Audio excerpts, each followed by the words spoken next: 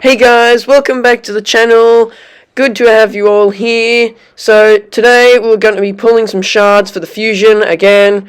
My favourite thing to do. So we've got quite a few ancient shards on my friend's account. We've got boosted summon, 25% chance, but we don't have 2x event. So we'll see what we get. We're putting Pythion for the boosted summon because he's a wonderful reviver. So, yeah. Get on to summoning them.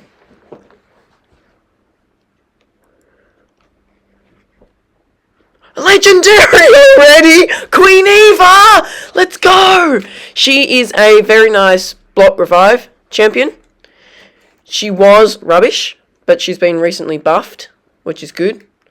So, check out her skills later, but, alright, so let's get on to the rest. Got no epics, but a legendary is better than any epic. Oh, not any epic, but most epics. Hoping for an Allure or a Geomancer would also be very nice. Oop, Lady Atessa. She's an average epic. Few hard-hitting skills if you can get her attack up, but they're all single target, so she's nothing special. Alright, so hopefully we'll get another legendary, but you don't know. You never know. One legendary is good enough. But in the first 10 too is pretty good. Oh, no. Epics or legendaries this one. That's a shame.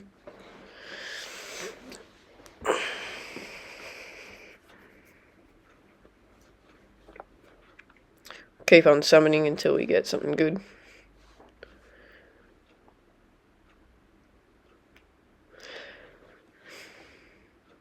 Oh, no epics again. That's pretty rough.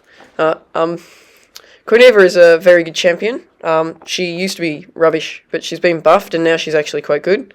She can be used as a nuker, and she has a block revive skill that actually hits quite hard, which is really useful. Oh! Bovos Sharphorn was used for the previous fusion, which is annoying that we didn't get him then, but still. Shame it's not Rector who is also a very good reviver, but Geo or Allure is what we're looking for.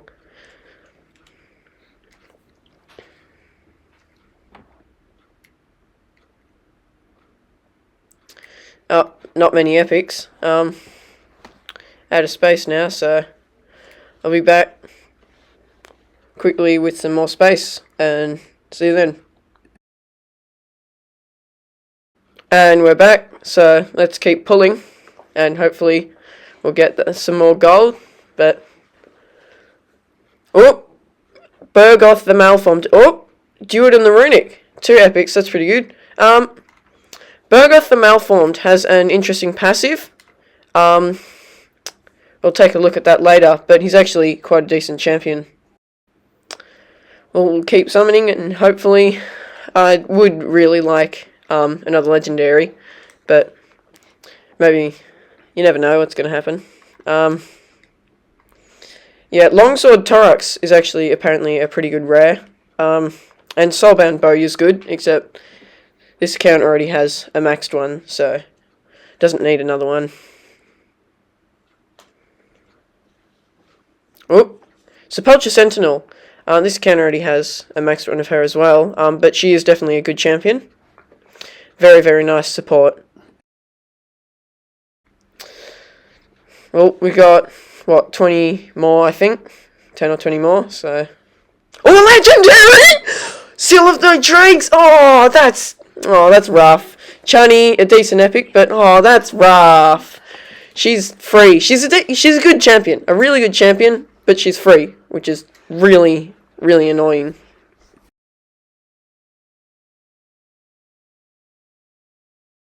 It's always sad when you get a free legendary from shards. Pythion is definitely better, but what can you do? A legendary is a legendary. So we won't pull the rest of the ancient shards, we'll pull several sacred shards instead. So we'll do Pythion again and Rector for the boosted chances, and hopefully we've got a nice chance of getting Rector, but haven't gotten her yet. Whoop. Tarshon is a fairly decent epic, I think. I don't know too much about him, but I'll check out his skills later. Got decent reviews though.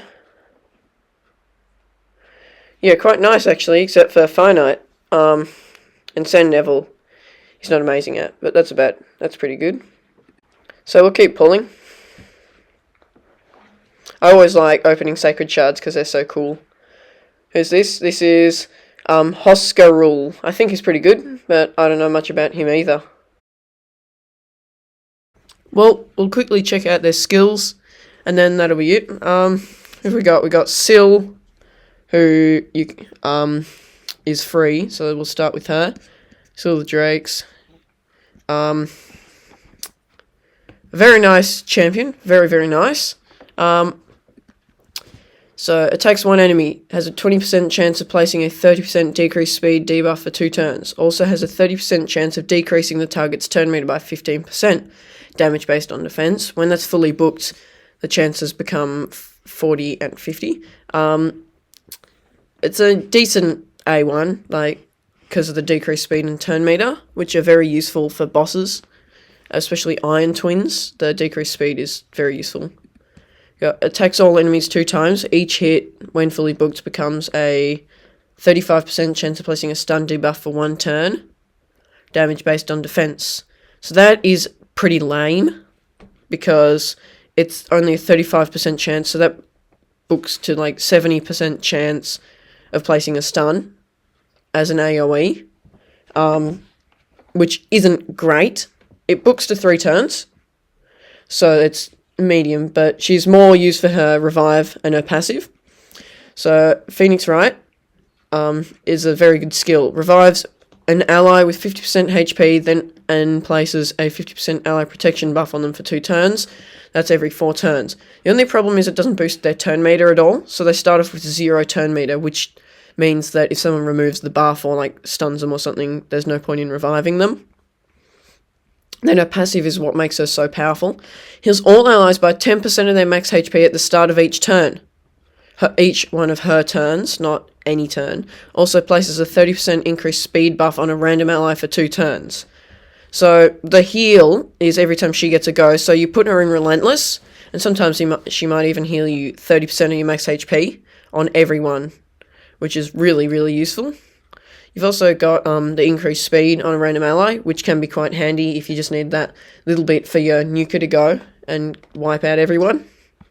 She's a free champion though, so it's a shame that you summon her. She's a good champion. It's just there are other champions you'd want to summon that you can't get for free. Then we got Queen Eva, who is a dark elf,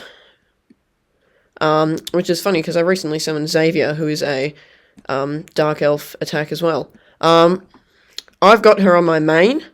I haven't maxed her or anything because I have other champions too, but she is actually quite good. Of course, most nukers you need to get really good gear on before they are very useful, but you got attacks one enemy, 70% chance of placing a 100% hero reduction debuff and a block debuff buff for 2 turns. Has an extra 15% chance of inflicting a critical hit.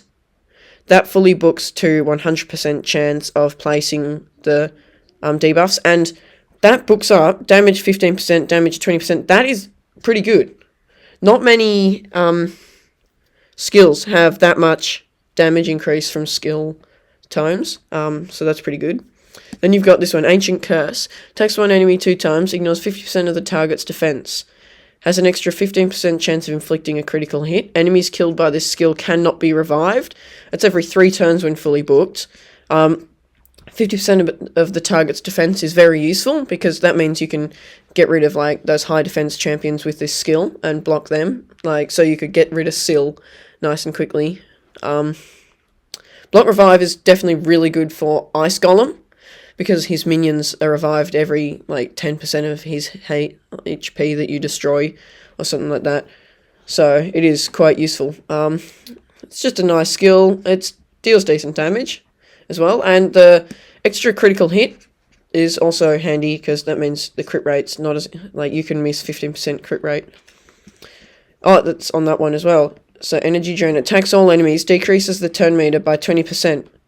Resets the cooldown on each of this champion's skill. If any target is killed, has an extra 15% chance of inflicting a critical hit. That books to 4 turns. So it's not the best. It's a decreased turn meter skill, so that's alright if you get a speed up for something like the Dark Fae. It's the critical hit again, so you can lose 15% crit rate on that. So that's really good, especially for a nuker. And you've got increases ally crit rate in all battles by 19. So if you use her as your lead, you can actually miss 30% crit rate and it doesn't make a difference, which is helpful because it means you can get that easily from substats. She has campaign. I'm surprised she has such good ratings for campaign just because she only has 1 AoE. Probably because how Energy Drain resets the cooldown. But, Spider's Den, yep. Ice Golem, yep. Demon Lord and Arena. Arena, I reckon she can be pretty good at now that she's been buffed. Finite, of course, but Demon Lord specifically just because she doesn't have... Ooh, so, of course, because those ones require, like, poisons and stuff, and, like, the kind of skills she has don't really work on them as well. So, yeah, that's not a surprise. But she is actually quite good at a lot of things. So it's good to see a nice legendary. We got a few epics, but I won't check them out just because we got so many and I can't remember half of them. Well, thanks for watching, guys, and please like and subscribe, and I'll see you next time.